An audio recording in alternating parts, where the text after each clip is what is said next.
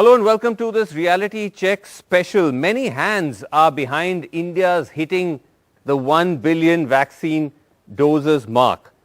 But perhaps one of the most significant hands has been that of the Serum Institute of India, which has supplied close to 90% of that 1 billion figure, estimated almost 90 crore doses of that 100 crore doses has been Covishield. And Adar Poonawalla, CEO and owner of Serum Institute of India, joins me on the program. Adar Poonawalla, congratulations to you. I mean, as you know, everybody, but also to you. 90% of a billion doses, Adar Poonawalla, that's remarkable, but also the pressure. You know, we're just so relieved.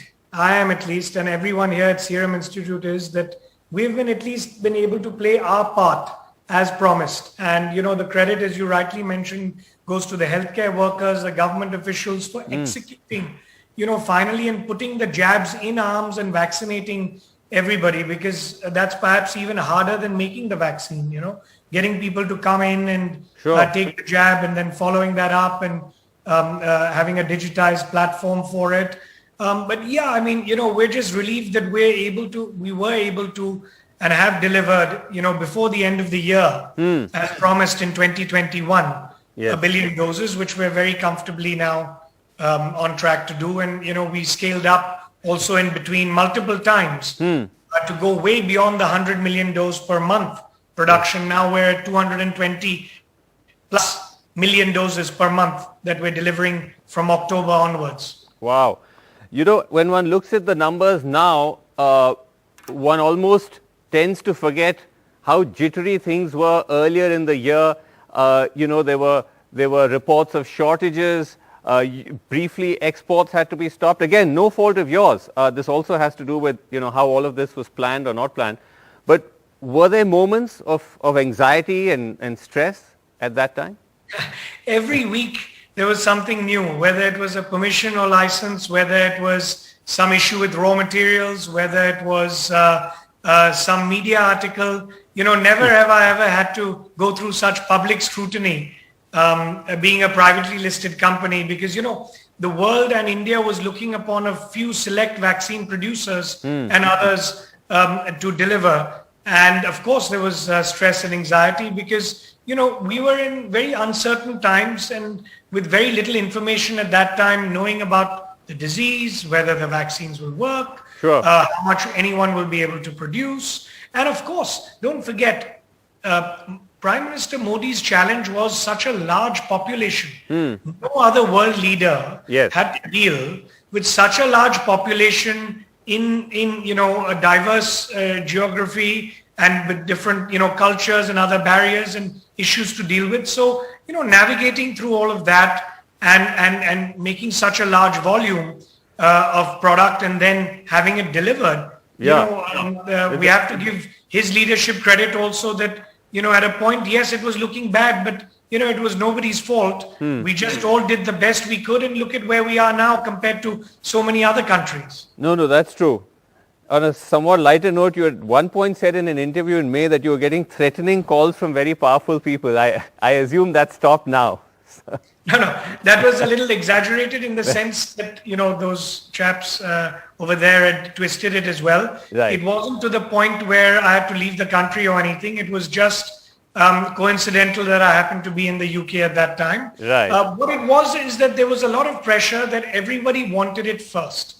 And when there's limited stock to go around, whether it is the states, whether it is private groups, whether it is anybody, you know, everyone wanted it and they couldn't understand or didn't want to wait and understand why they had to wait in line. Fair enough. But as soon everyone understood that that's something nobody can do anything about, and everyone then fell into place and sort of, you know, waited their turn. And in, I think, June or July, again, we were in a very comfortable things started to turn around.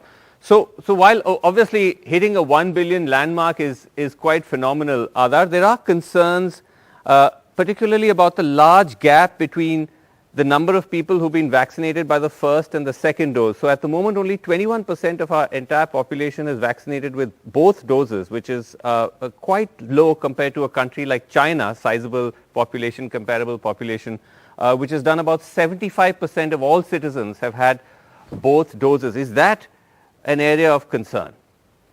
Well, I mean, if you look at, let me answer that in two parts. Firstly, we've shown that you get a sort of 60 to 65% protection with even one dose. So giving one dose to a large part of the population when you have second and third waves on the anvil is the right strategy, because you do give and get a lot of protection.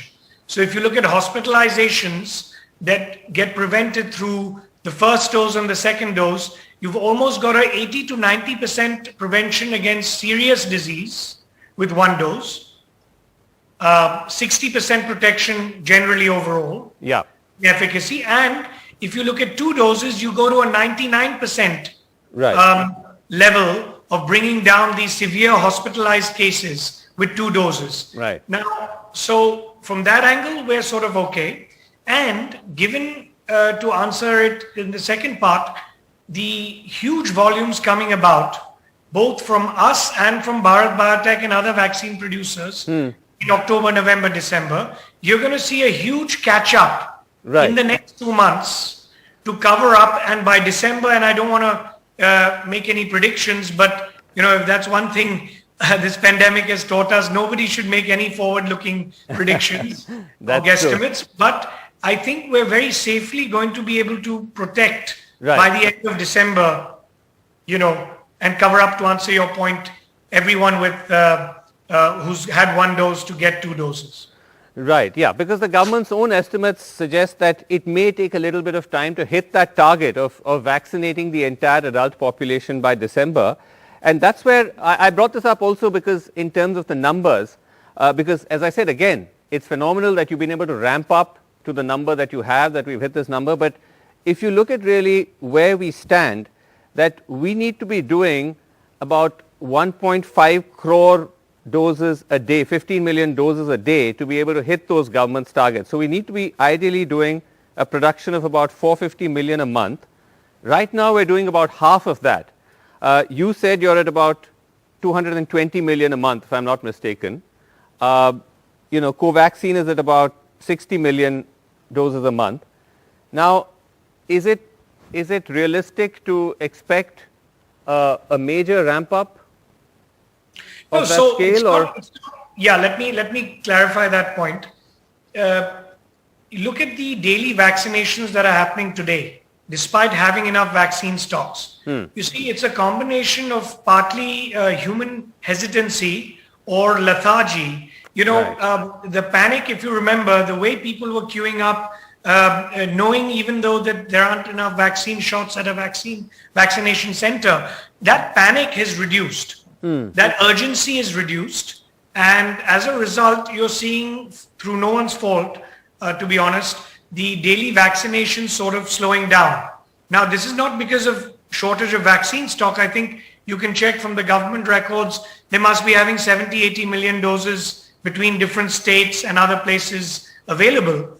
Everyone is, including the government, is encouraging people to come forward.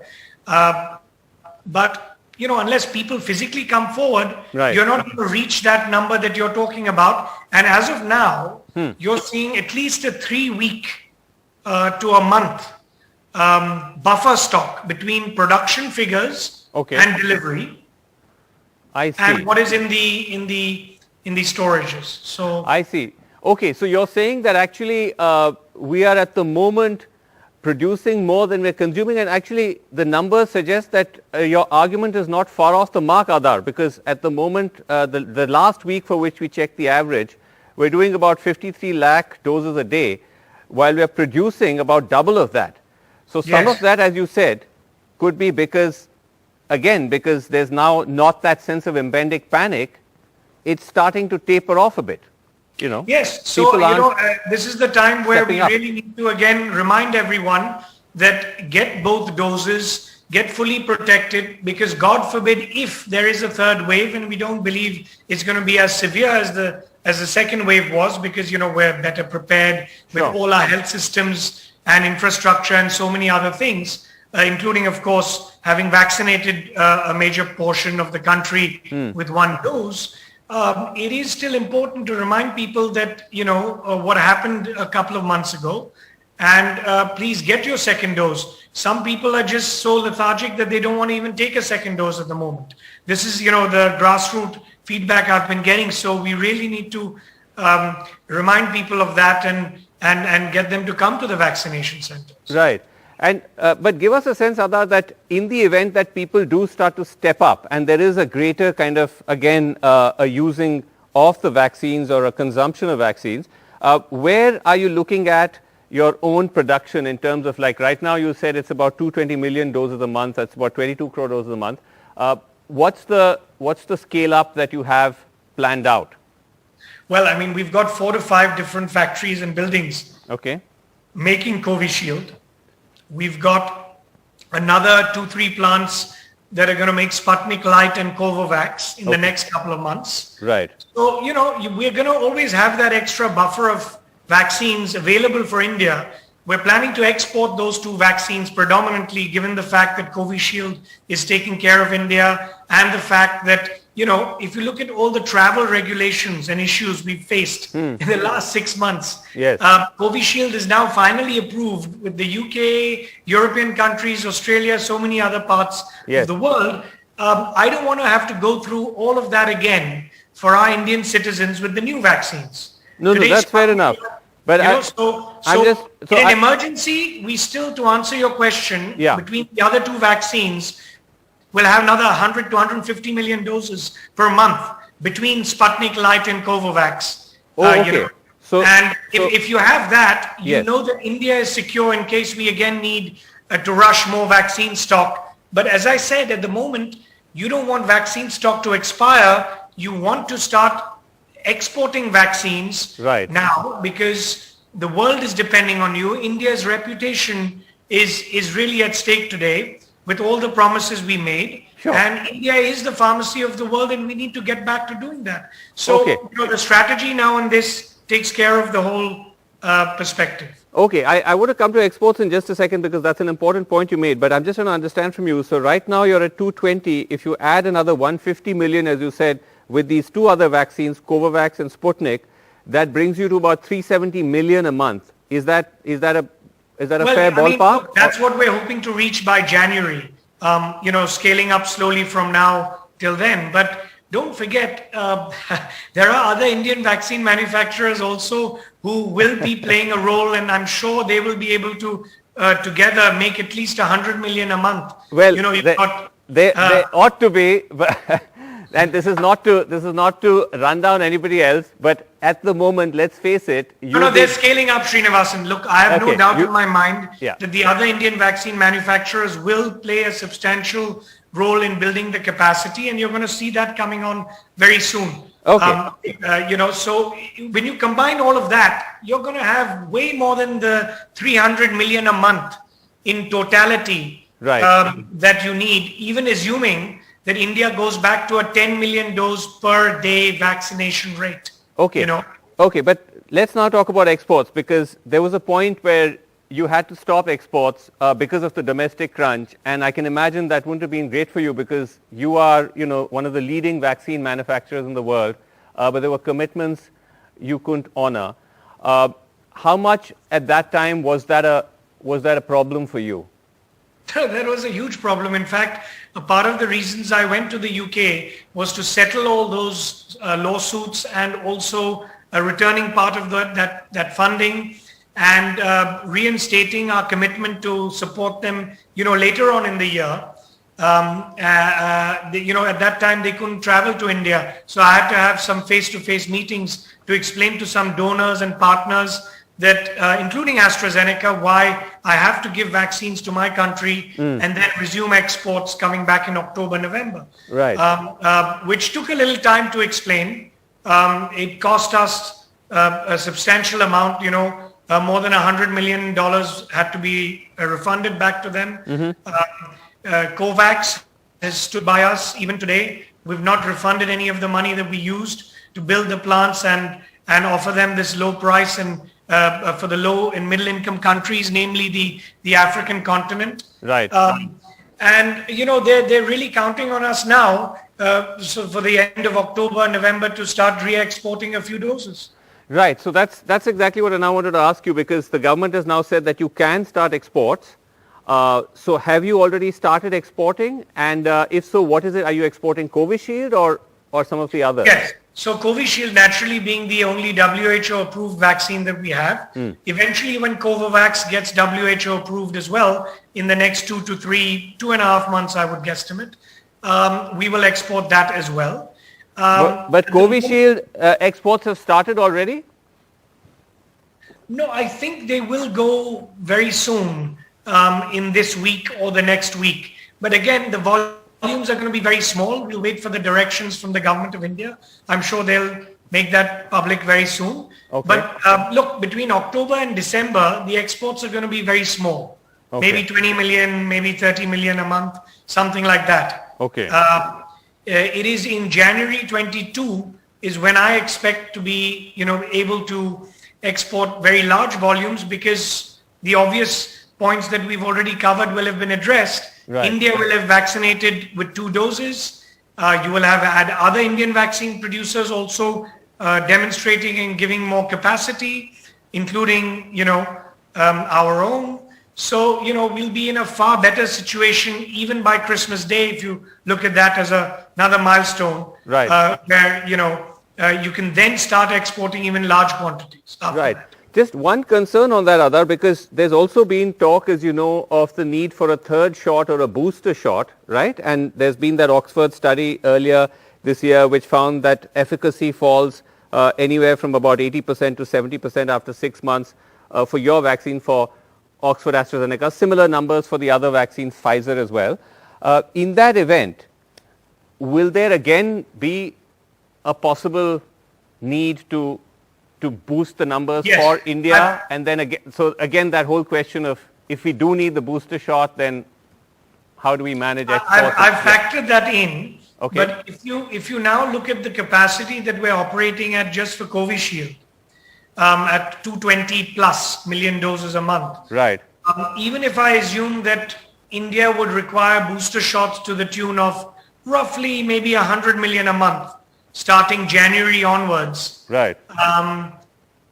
And that's on the higher figure. I would guesstimate it would be around 50, because again, it would be more targeted to the vulnerable first and then going down Right. to the less vulnerable population. We've got more than enough capacity to then fulfill the export commitments and keep enough shots for the booster. But again, we'll wait for the science to tell us when to activate that. And the Government of India team of experts who will tell us when the right time is to start a booster. I think right now the priority is give everyone 2 doses. Right. And maybe some of the vulnerable people later on next year get a booster, if they need it. But you think it's important to have that booster based on whatever you've seen or read of the science Yes, so far? I mean, from what I've read, and I've looked at all other vaccines, including the Pfizer Moderna vaccine, which has already started giving boosters in the US. I think a safe bet is you wait for a year after your first dose, and that would be probably the right timeline to look at a booster dose. But again, ethically, the question is that do we not start giving the rest of humanity 2 doses first before anyone else gets a booster? Because, Right. Just look at it from not just my position, but the world's position, Sure. WHO and COVAX and everyone, that is it fair that only 3% of Africa is vaccinated? Whilst we start now taking, 3 doses and boosters and all of that, what about those guys who haven't even had 2 doses? So, That's an we have to interesting look at point. the humanitarian angle as a species, as a global scenario. Right. Because you want those economies and countries to also open up. And sadly, there aren't many companies in the world wanting to provide a vaccine at $3 a dose to the African continent. And that is where we play a major role. And that is why COVAX is depending on us. And I really want to support, that initiative before I look at giving more boosters. Of course, we'll always have enough stock for our nation to give boosters to the vulnerable and the elderly. I mean, that is a very small portion compared to the rest of the healthy population in India. Sure. No, that's a very... need a booster till I would say at least Q2 or Q3 of next year. But if the government decides that we need booster shots earlier, we have the capacity and we're ready to, of course, cooperate with that. Wow. Okay. Because you're saying that you can actually, that's a valuable ethical point you made, by the way, because, you are, as in Serum Institute, is such an important component of an initiative like COVAX to supply affordable vaccines, particularly to the developing world. But you're saying you can do your 220 million, even if you need an additional booster shot of 100 odd million, that's 320 million for India. You can do that and have enough to export and meet your export commitments? Because that's that's quite an ask from your production, from your production line. Let me clarify. It will be 220 to 240 million. Right. Out of that, even if you keep 100 million aside for booster shots for the country, you're still very comfortable. Right. Because even if you assume, giving 100 million doses of booster shots to the country, you've got other vaccine manufacturers to add maybe 20, 30, 40 million in that. Right. So even if you look at a booster regime of 100 to 150 million a month to be taken, firstly, we don't know how many people will come forward for a booster shot. Yeah. Everyone knows they wanted to take 2 doses, they took them.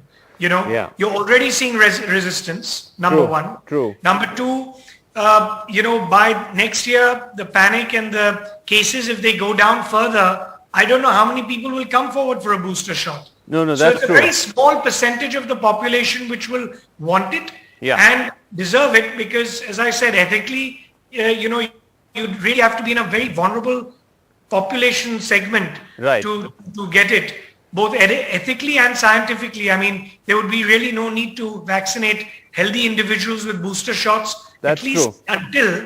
At least until a year or two passes. Right. And then definitely we need a booster shot, 100%. But fair let us enough. vaccinate the rest of the world first and then come back to the booster.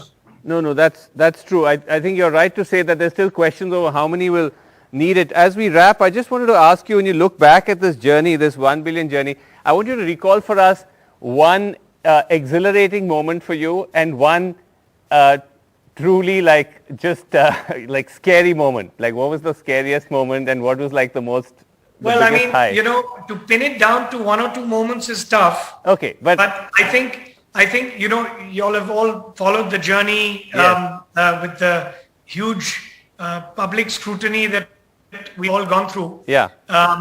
I think, of course, the continuous pressure to perform and deliver was one, but I think the exhilarating moment was finally on the 3rd or 4th of January, when we were finally licensed. Right. By the Drug Controller of India and Ministry of Health to launch the vaccine. It all made everything worthwhile. The risks we took, the investments and blood and sweat that the team and everyone went through working till 10, 11 at night, was a major sort of relief. Right. And of course, the I wouldn't call it a blow, but the kind of a downer was when we could not export, when we had to suddenly rush and double, triple our capacities when the second wave came.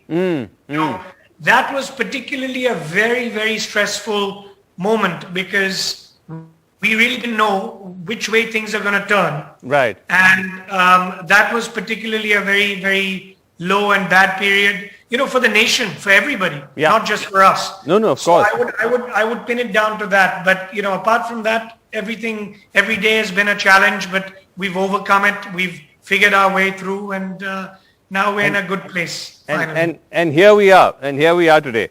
But it's been quite a journey, Adar Poonawalla, and it's great as always to have you on with us. All the very best for everything that you have planned, and thank you so much for joining us. Pleasure. Thank you.